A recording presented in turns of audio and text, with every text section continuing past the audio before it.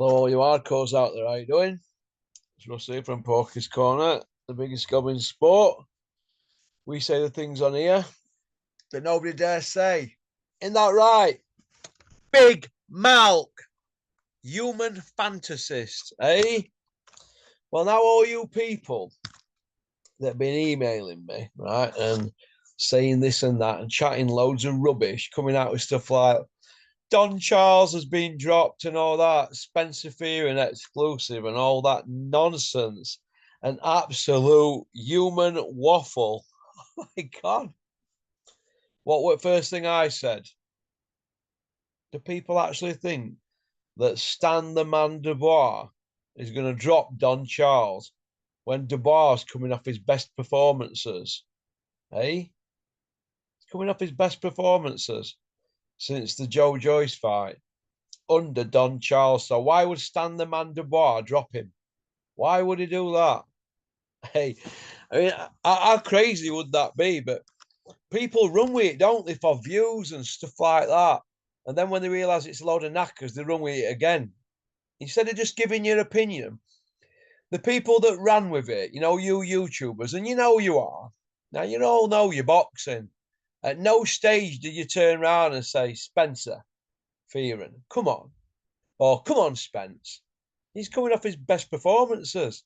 Why would they drop him? Why would he do that? Why didn't anybody just put it on him? First thing I said was, a load of rubbish. I got a text off a pal of mine from Bury called Maz. And he told me straight away, and I went, no, I'm not having that. You go with your gut instinct, and there's too many in boxing. They don't, do they? They think it's gospel.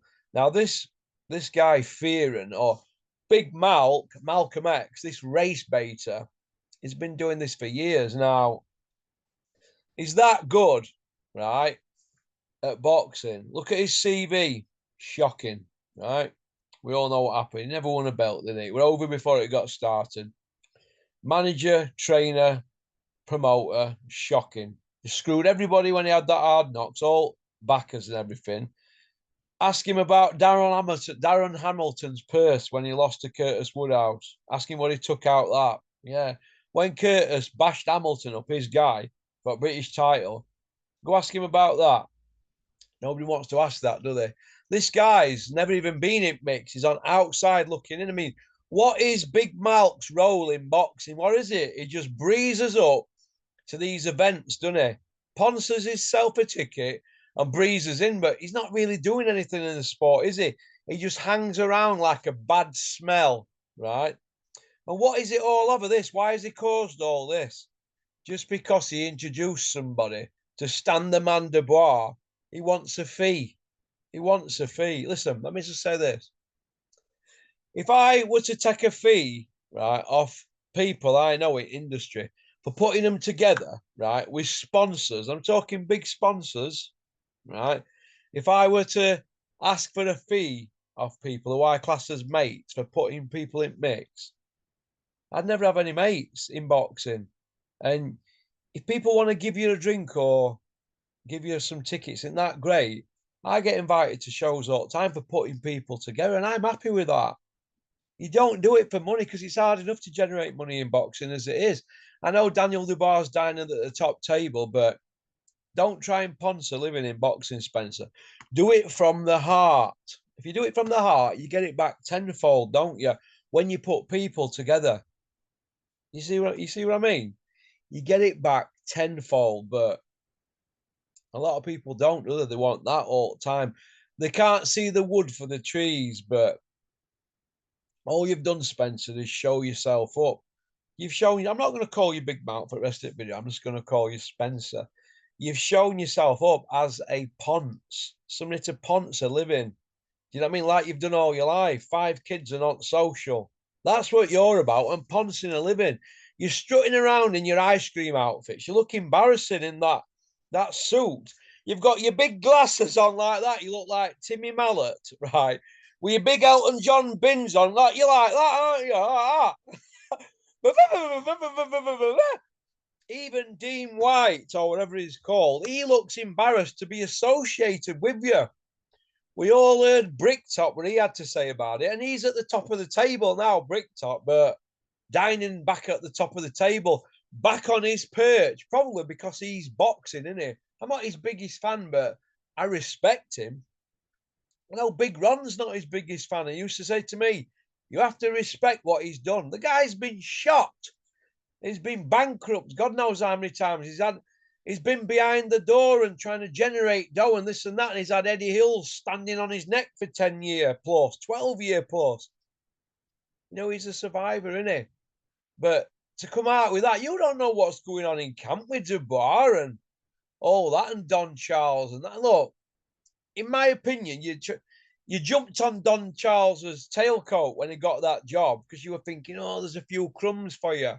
Same with Tunde. I mean, you and Tunde, dream it, believe it, become it, and all them poems you come out with. Where's Tunde now? What's he done for Yard? Yard's frozen out.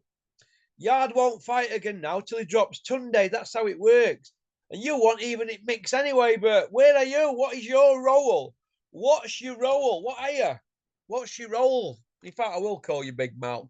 What's your role, Malcolm X? Big Malc. You racist. That's what you are, a racist. You hide behind race all the time. Unbelievable. Absolutely unbelievable. I can't believe some of the stuff you come out with. Hey, all over a few quid. That's all over. Look what you've caused, eh? Look what you've caused. Absolute shocking.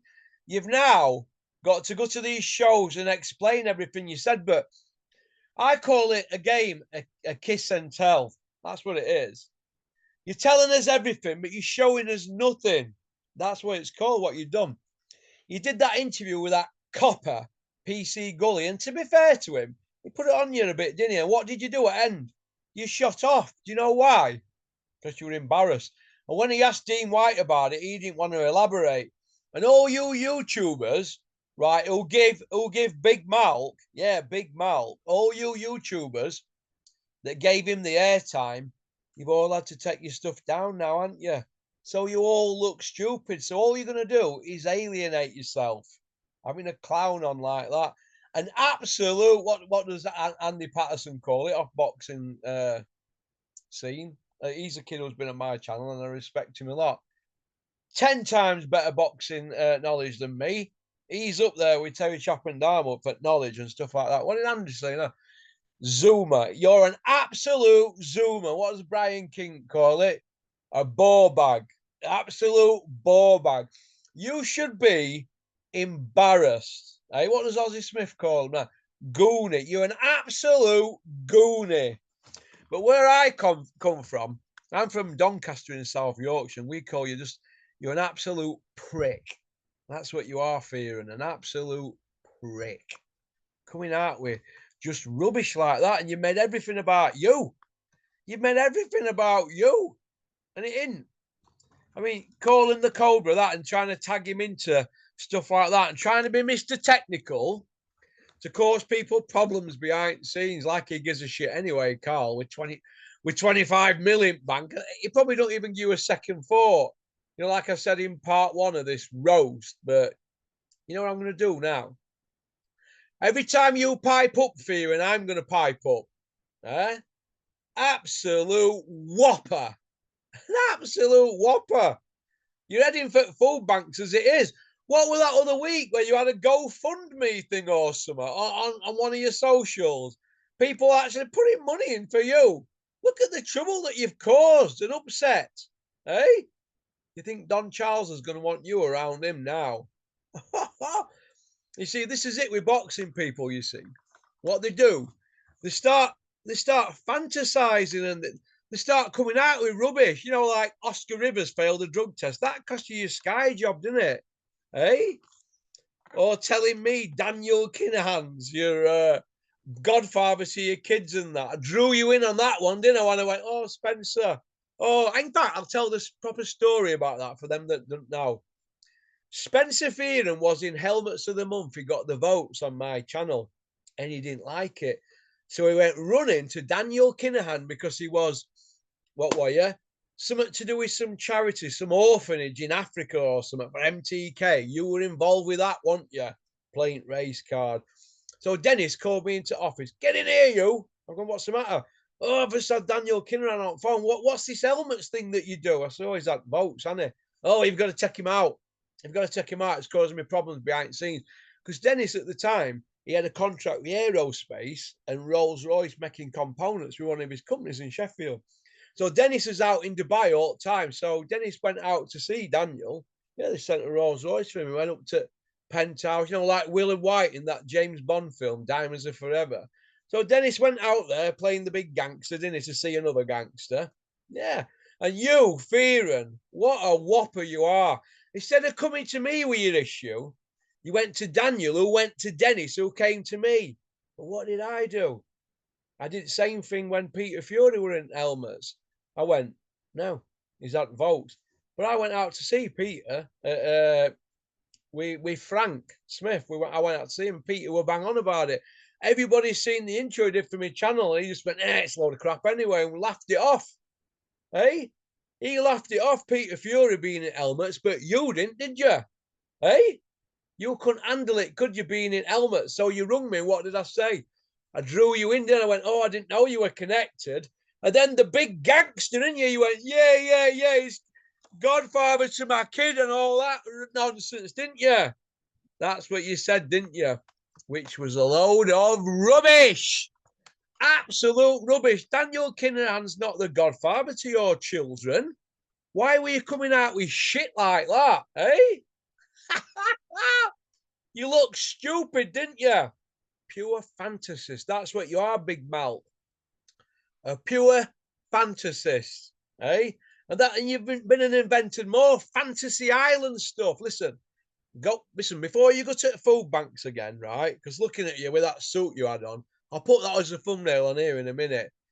Before you go to the food banks again, have a look in the mirror and ask yourself, do you need help? Go and get help. All right, go and get help.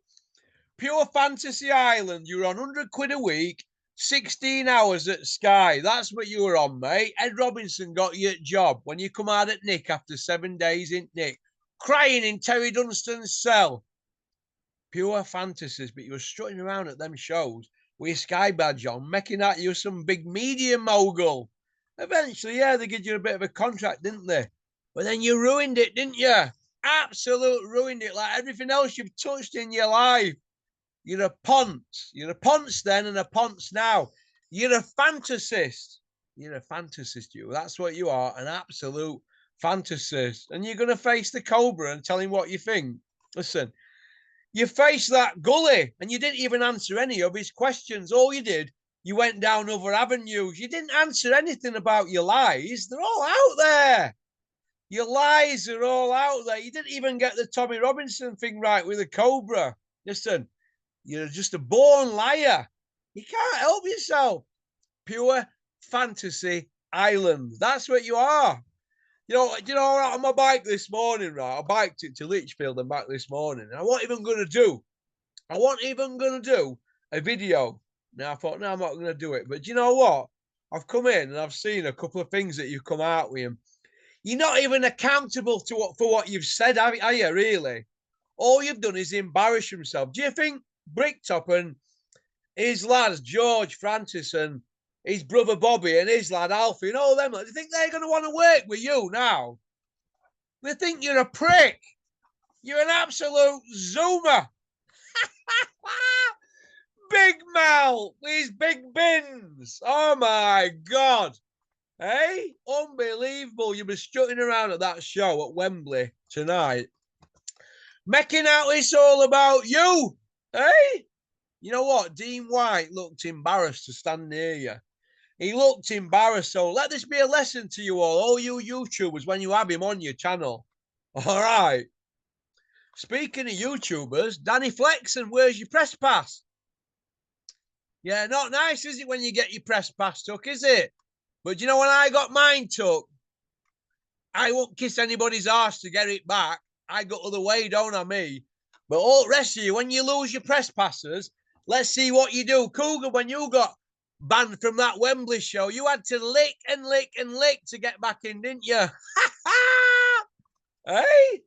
absolute lickers. One piece out. Thanks for liking and subscribing and leaving a comment. All right. And don't forget our sister channel, Porky's International, YouTube. Go and have a look on there. No fucks are given by me. And I'm just going to